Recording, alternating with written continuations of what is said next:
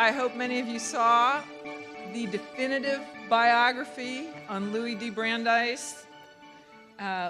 Professor Urofsky is the most famous Brandeis scholar, I think, in the nation, if not the world, and he has devoted his entire career to thinking about and understanding this man and his work, and he's going to talk with us about Brandeis today. But before we do that, I wanted to ask you to I'm sorry? Okay, I wanted to ask you to please thank our wonderful sponsors for this year: Microsoft, Jericho Systems, ID Experts, NetApp, Poneman Institute, Metatology, Teradata, Powers, Pyle, Sutter, and Verville, the American Psychoanalytic Association. If you would just thank them so much for helping us be there. Thank you. And you've seen the slides of our consumer and academic partners, and I think Barbara, are you here, Evans? Are you in the room? Yes. And Barbara Evans and the University of Houston have also been a sponsor of this event. I wanted to thank her. But also, as we're getting to the end of the day, I want you to please join me in thanking our incredible team of helpers from Dewey Square Group, Anu, Griffin, Ashley, Sonia, and Eric for their help and logistics, putting this meeting together, making things run smoothly. If you would thank them, and then thank you. There you are. Okay, stand up. And then I think many of you know our team from Patient Privacy Rights, Kat, and where'd you go, Adelie? She here? Oh, they're outside. Okay, Kat and Adelie and Corey, and I know many of you have thanked them already for their help, but that's our team. And so because the professor's on a short time frame, I think everyone wants to hear from you and about Louis D. Brandeis, so I will give you the stage. Thank you so much for honoring us and coming to talk to him. Yesterday, people heard from Mark Rotenberg, from Peter Hustinks and Ted Ruger, all of whom talked about Brandeis and cited him, so you have a sort of a constitutional setup. Thank you. I'm sorry I missed the conference, but I have been traveling lately. I was in New York yesterday. I go up to Saratoga tomorrow, but I'm glad to be here today and honored by your invitation to speak about Louis Brandeis. Privacy and problems of privacy related to healthcare decisions are of great interest to me, and I have explored the interrelationships between ethics, medical decisions, and the law in books on the right to die and physician-assisted suicide. Let us look at the development of a right to privacy as a play in 3 acts, albeit with no intermissions. Act 1. We need to start almost 125 years ago in Boston, Massachusetts. Samuel D. Warren, the scion of the Warren paper interests and a prominent member of the city's younger social set, had married Mabel Bayard, the daughter of a U.S. senator. Naturally, the penny press of the era wanted to report on the doings of this couple and their friends, men and women who seemed to party constantly, had homes in the city and the country, rode to the hounds, sailed, and had the money to support such a lifestyle. For reasons not altogether clear, at some point Sam Warren began to resent what he saw as press intrusion into his private life, and he turned to his good friend and former law partner, Louis Brandeis. Brandeis didn't really want to get involved, but at his friend's importuning, agreed to look at the issue. The two men then collaborated on one of the most celebrated articles in American legal history, The Right to Privacy, published in the Harvard Law Review in 1890. One needs to note immediately that the right described in the article is not the right of privacy that has been such a bone of contention among jurists and constitutional scholars for the last 50 years. Aside from the powerful and often quoted attacks on press irresponsibility, the article is in some way a very narrow, technical, and somewhat dry analysis of the legal rights of unpublished authors and artists. But the two men pointed the way to a more expansive reading of what Mr. Justice Brandeis would later call the most comprehensive of rights and the right most valued by civilized men, the right to be let alone. Being let alone meant one thing in a simpler society, where people lived in small enclaves and everyone knew their neighbors. But now, instantaneous photographs and newspaper enterprise, he wrote, have invaded the sacred precincts of private and domestic life, and numerous mechanical devices threaten to make good the prediction that what is whispered in the closet shall be proclaimed from the housetops.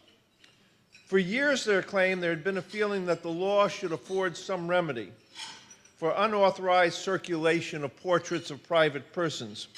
Here one could be forgiven for suddenly stopping and rereading that sentence, unauthorized circulation of portraits of private persons, since everybody now seems to post their picture every place. Now, we have here a case of working with limited materials. In the 19th century, neither federal nor state courts had expounded any jurisprudence of rights based on either the first 10 amendments of the Constitution or the 14th, other than a right to property and its uses. Nor did invasion of property exist as a separate tort prior to this article. Warren and Brandeis knew that very little, if any, law existed that would protect people from snooping by an inquisitive press. They identified the evil easily enough, and in fact, a good part of the article consists of moralistic attacks against an immoral press with warnings about how the continuation of this type of journalism would belittle and pervert not just the press, but society as well, by destroying the delicacy of feeling that people could have by themselves. Now, there may be some logical problems with the article's arguments, but Warren and Brandeis were the first to grapple with what would become an issue of great importance in an increasingly mechanized and regimented society, the right to be let alone. If we can get past the dry as dust references to English and state law cases, then we get to the heart of the matter. The two men are really not talking about physical space, although they do refer to invasions of the home, but about moral matters. Some critics have accused Warren and Brandeis of doing little more than trying to write their own middle-class values into law. And there is no question that the boundaries mentioned in the article are moral. The press oversteps, quote, the obvious bounds of propriety and decency, unquote. Privacy is rooted in the respect due to private life. The law should penalize the more flagrant breaches of decency and propriety. For Warren and for Brandeis, morality meant a great deal. The intrusion into the home is not about crossing a physical boundary, but about transgressing the respect that one member of a community owes to another. They are not arguing for private space, but for an inviolate personality. They are seeking social norms that allow for what Dean Roscoe Pound called the mental peace and comforts of the individual. What is most striking about the article today is the concept of community that it enunciates. To lose that privacy, according to Warren and Brandeis, would mean that the foundations of the community itself would be eroded. That community and many of its assumptions have largely disappeared. Legal developments in the latter part of the 20th century have practically obliterated the laws of libel, and the constant flow of news on the private doings of the rich and famous in the press, on the internet, and on cable television have led to a numbing of the senses. There is, however, a great difference in having the spotlight trained on people whose sole function is to be a celebrity, and for whom there are no such things as either too much press or private matters. It is another matter completely for those who have no desire to be celebrities, who believe that at the end of the workday there should be some place of calm where the outside world can safely be shut out and none but the invited may enter. Warren and Brandeis spoke for this latter group. but they also realized that the right to be let alone went far beyond merely being safe from the prying eyes of a leering journalist. To be let alone meant that one could grow, could learn, could exercise his or her talents and intellects in a way that would not happen if others constantly interfered with and examined what should be essentially private. Act 2. We now jump forward in time to Seattle in the 1920s. Anybody here from Seattle? Okay. Do the name Ray Olmsted ring a bell? Oh yeah, okay. Ray Olmsted was a former policeman who learned all about the bootlegging business while making arrests and realized that the main problems of running an illegal business was a lack of organization. There were too many unconnected pieces, too many mistakes arising from lack of information and communication and lack of leadership. Olmsted left the police department and proceeded to put together a highly efficient organization to import and distribute liquor in violation of the Volstead Act. The Olmsted Ring could serve as a case study at the Harvard Business School. At its peak, the organization employed between 50 and 70 people, leased 2 seagoing vessels to bring the liquor from British Columbia to Seattle, and several smaller boats to distribute alcohol up and down the Washington state coast.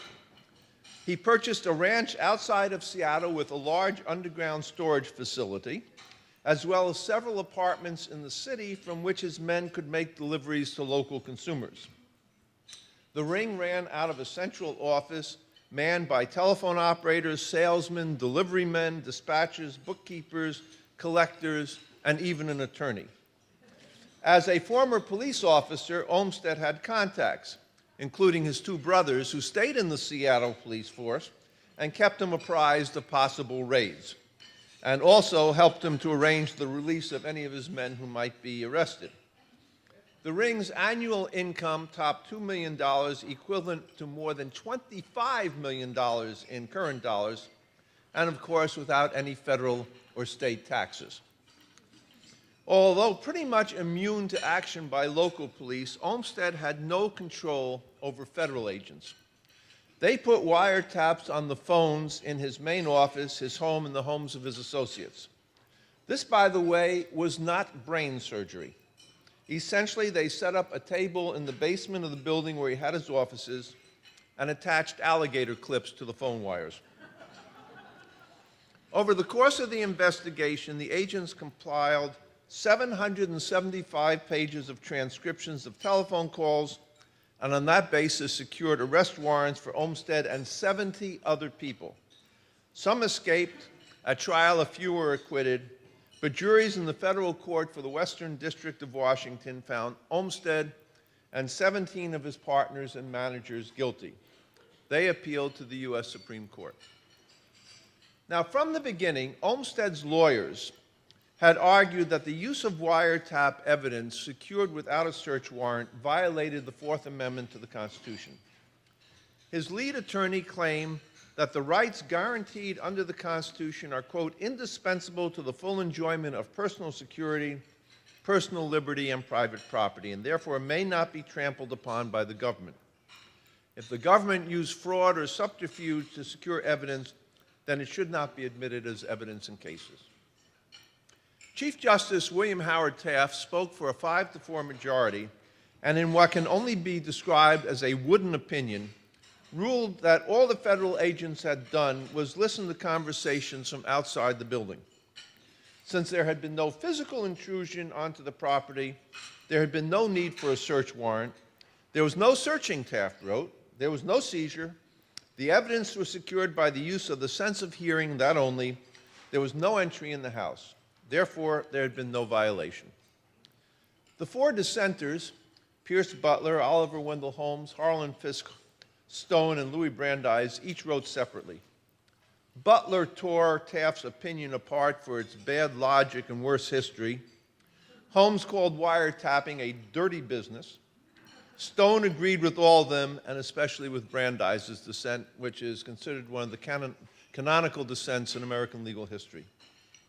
There are two parts to that dissent, and we need not concern ourselves with his argument that the Fourth Amendment's warrant clause protects people, not places. Eventually, the courts and the Congress came to believe that wiretapping needed a search warrant. We are more interested in the second part of the Brandeis dissent, the argument that he had been advocating for nearly 4 decades, the right to privacy. In the 1890 article, he had relied on private action in tort law since the alleged violators of privacy had been the press and commercial actors.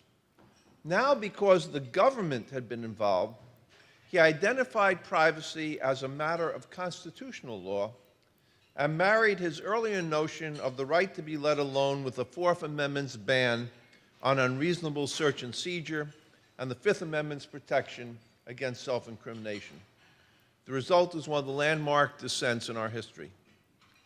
Taft had emphasized that the framers had nothing more in mind than the general warrants used by the British in colonial America, and the Fourth Amendment applied to little else. Brandeis cited Chief Justice Marshall's reminder that we must never forget that it is a Constitution we are expounding. Times had changed since 1791, and Brandeis cited case after case, as well as historical treatises, to show that the court had to constantly read constitutional provisions to take into account conditions never envisioned by the framers. The technical nature of the federal agent's entry onto the defendant's property did not matter as much as the intent of the Fourth Amendment to protect people in their homes and businesses. Time works changes, he wrote, brings into existence new conditions and purposes. Subtle and more far-reaching means of invading privacy have become available to the government. Discovery and invention have made it possible for the government by means far more effective than stretching upon the rack to obtain disclosure in court of what is whispered in the closet, the same phrase he used 40 years earlier. At this point, Brandeis wanted to refer to a new device recently developed by the General Electric Company called television, but removed it in deference to his law clerk's skepticism. He then went on to write one of the most eloquent and most quoted passages in American law. The makers of our Constitution undertook to secure conditions favorable to the pursuit of happiness. They recognized the significance of man's spiritual nature, of his feelings, and of his intellect.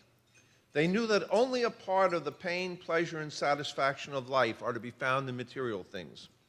They sought to protect Americans in their beliefs, their thoughts, their emotions, and their sensations. They conferred, as against the government, the right to be let alone, the most comprehensive of rights and the rights most valued by civilized men. To protect that right, every unjustifiable intrusion by the government upon the privacy of the individual, whatever the means employed, must be deemed a violation of the Fourth Amendment. In his dissent, Brandeis reinvented Fourth Amendment jurisprudence. Taft's majority opinion, as well as prior cases, have been grounded in conceptions of property, whether or not police had actually entered the home or business. Brandeis shifted the emphasis from where the alleged wrong took place to how it affected individual rights. While Brandeis disliked the dirty business of wiretapping as much as Holmes, for him the far more important issues were the conduct of the police and the individual's right to be let alone. Winning the fight for a warrant proved the easier battle, even though it took 40 years before it was complete. The courts eventually got around to ruling that Brandeis was right, and Congress passed laws that one, in fact, did need a wiretap. One of my favorite quotes here is from Justice William O. Douglas. Somebody was asking him about, wiretapping on phones and what would the framers have thought about that. And he said, how the hell should I know? They didn't even have telephones. What could they have thought about it? Brandeis and Douglas both had this notion that what you did was you took the sense of what the framers wanted and then you applied it to modern times.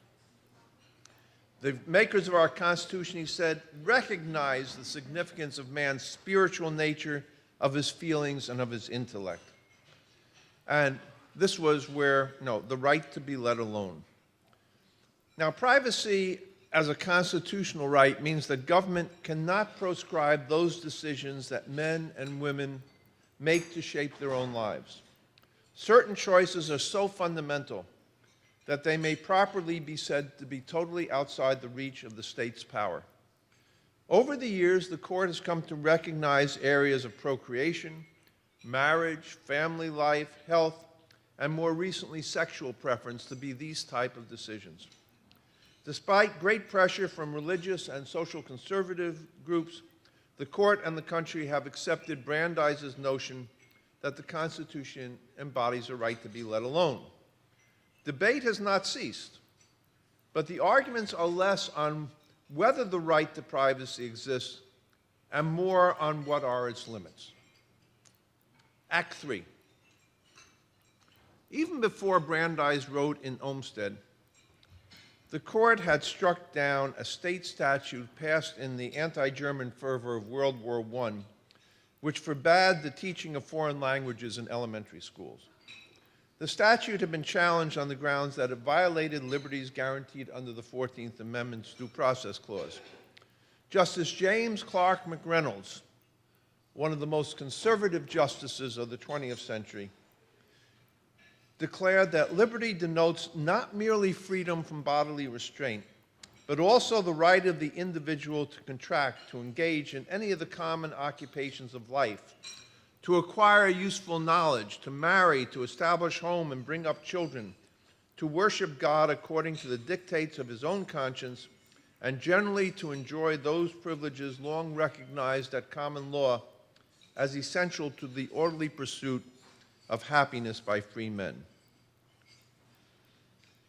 To be sure, McReynolds based his argument on property rights, not in any specific right to privacy.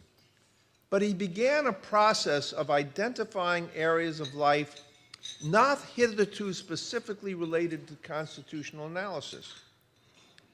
In the next case after Olmsted that implicated private decisions, the court in 1942 unanimously struck down an Oklahoma statute that mandated sterilization for common criminals.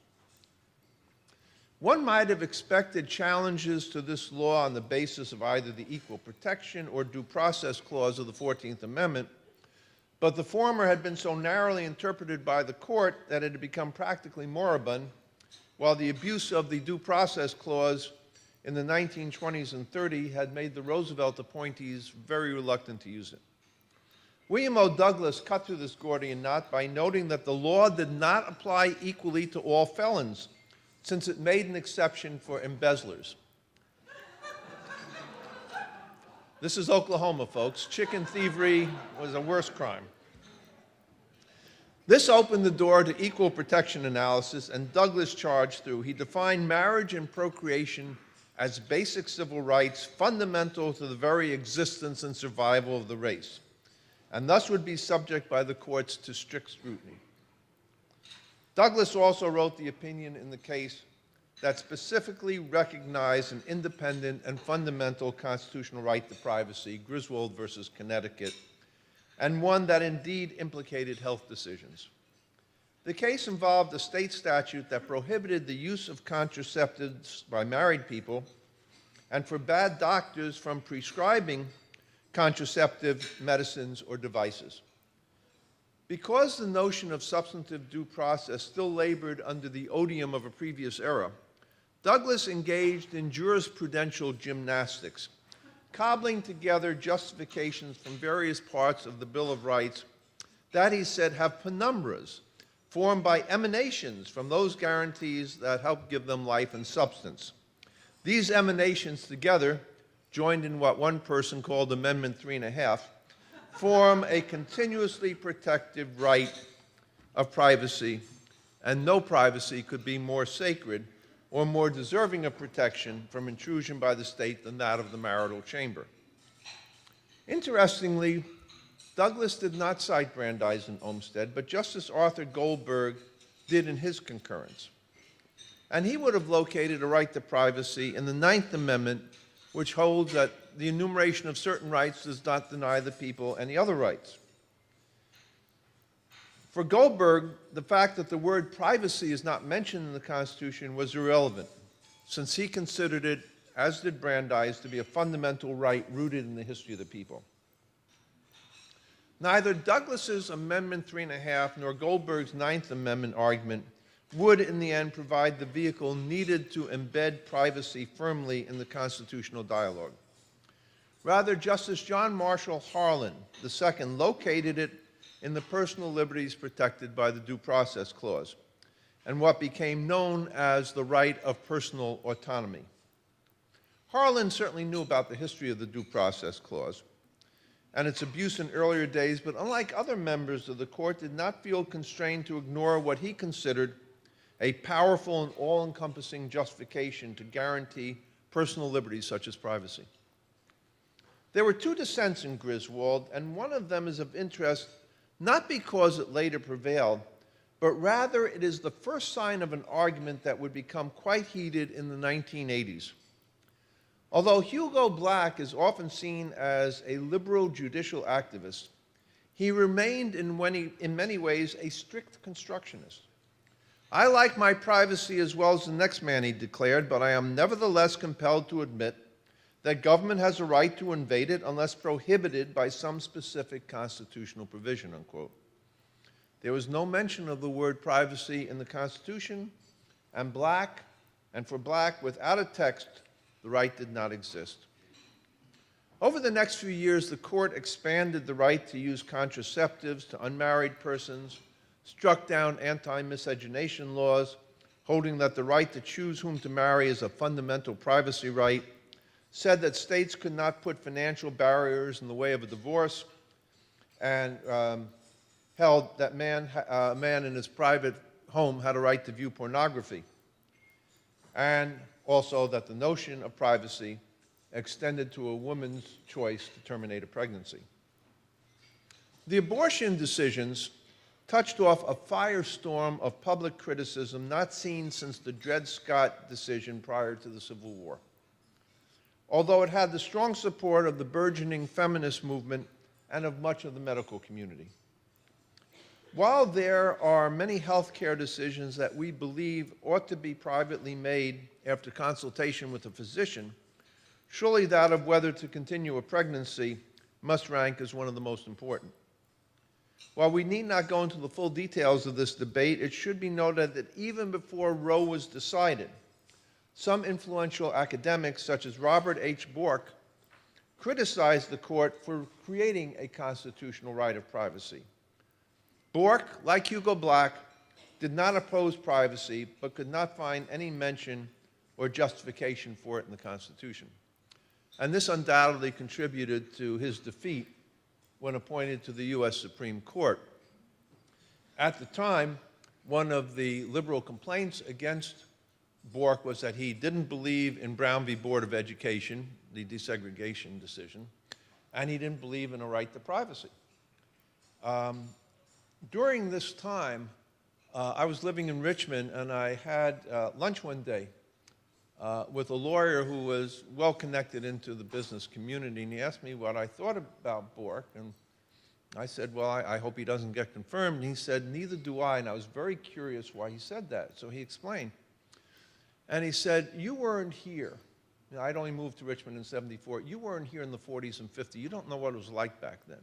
And we have finally begun to move past it. We now have a black mayor, we have black councilmen, we have integration, et cetera. For business, it would be bad to go back to what it was then. So the businessmen whom the Reagan administration had counted on to back Bork were not doing so.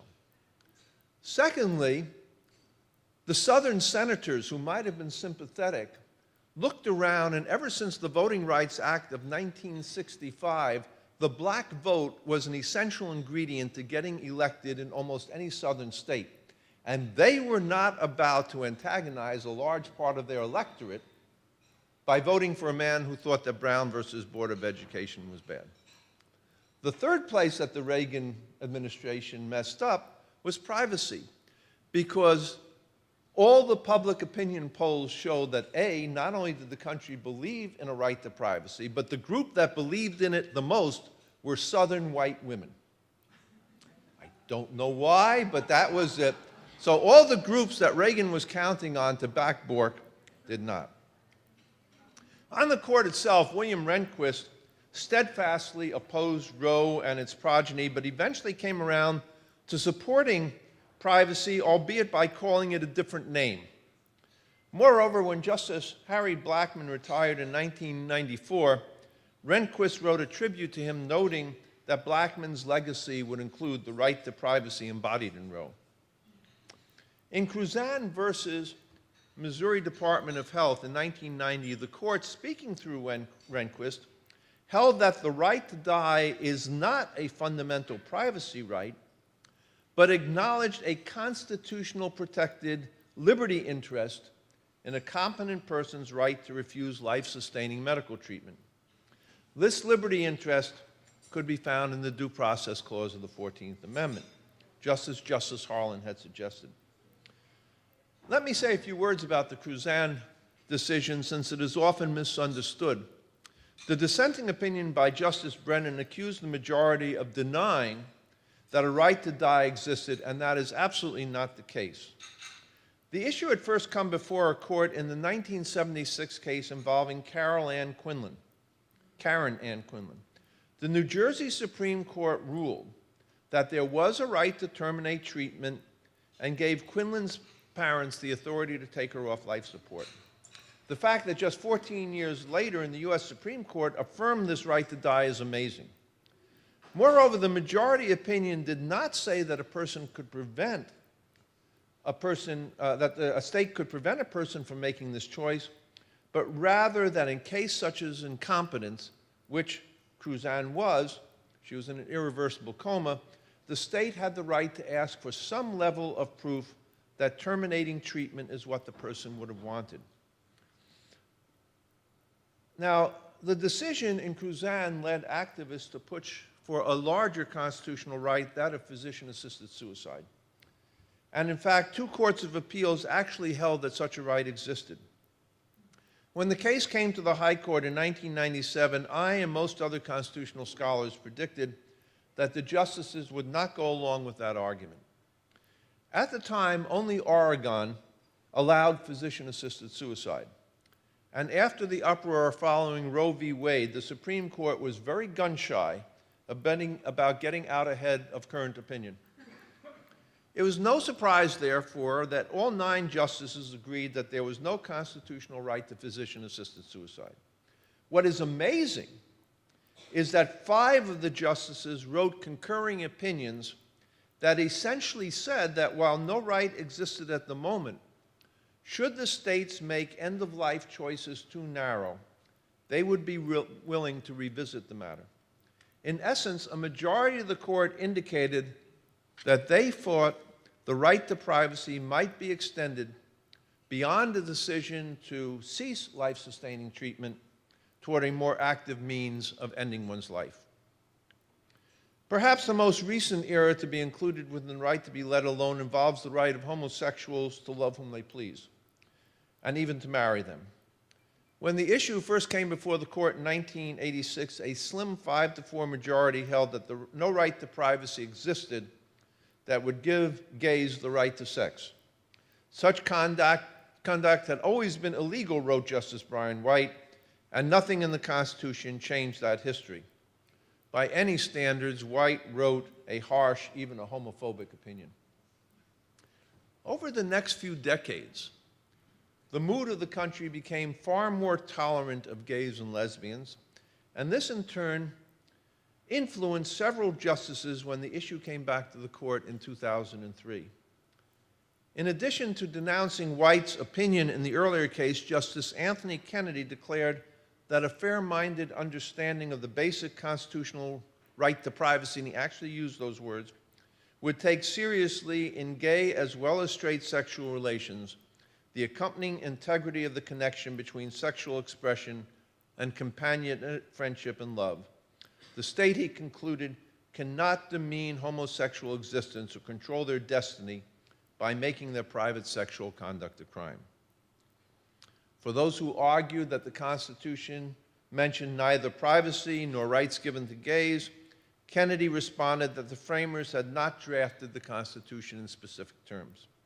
They did not claim to know the components of liberty in its manifold possibilities, but were themselves open, as the court needed to be, to new arguments and experiences.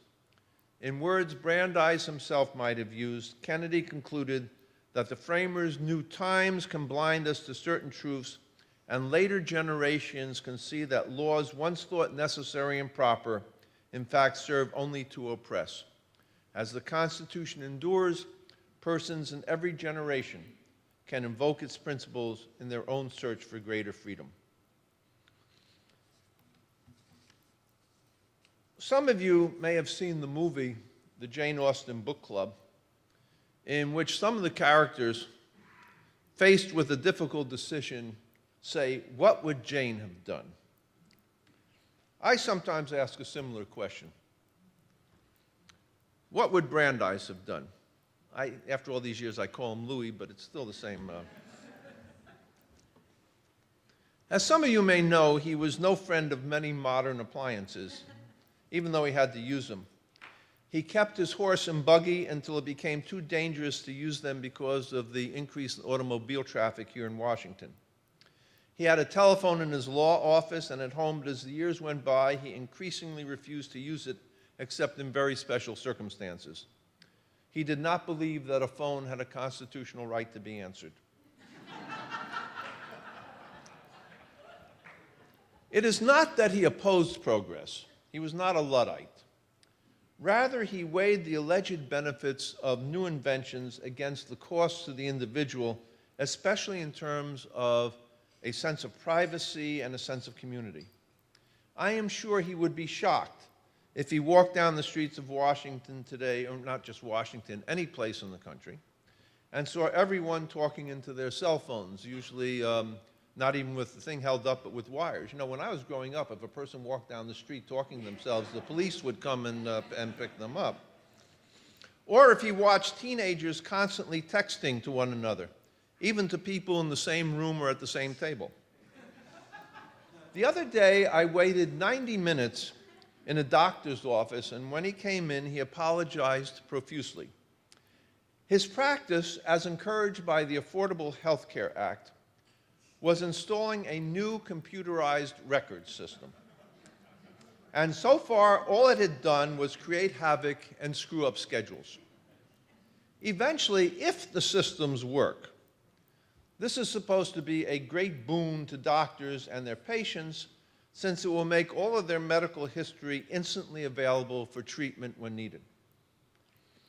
While I recognize the benefits, I am also appalled at the implications for privacy, especially who can get their hands on this information, and the answer so far is to be almost anyone, and what they can do with it.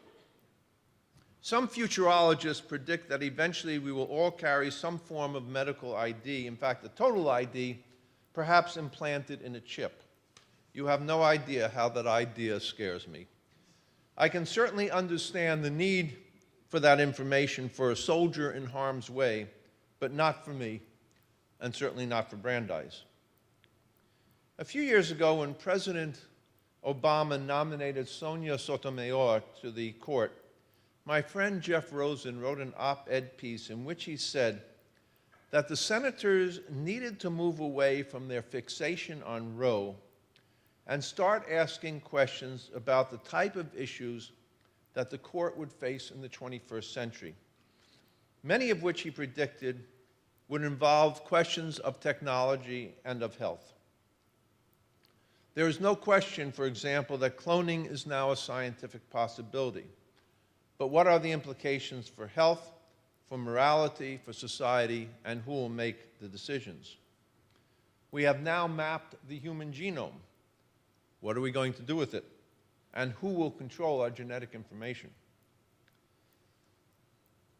End-of-life choices are, some of you may know that the court currently has a case, it has not handed down a decision yet, on whether or not you can patent a gene. That will be coming out sometime before the end of the month because they all get out of here by July 1st. And they also keep all the big decisions to the very end, so we're not going to find out about the gay marriage decisions till the very last day of court.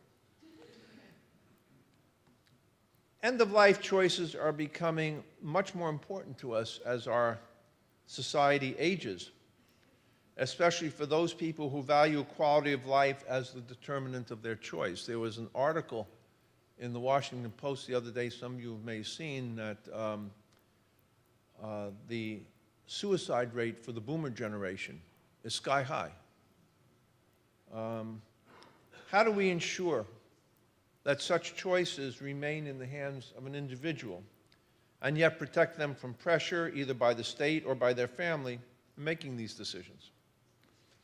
Privacy, the right to be let alone, is as important in the 21st century as it was to Brandeis last century. The fear he expressed of how technology could invade our lives has proven not so fanciful after all. And as we look at the choices we face at the privacy we wish to have in our most intimate and important decisions, we might well ask, what would Brandeis do? Thank you.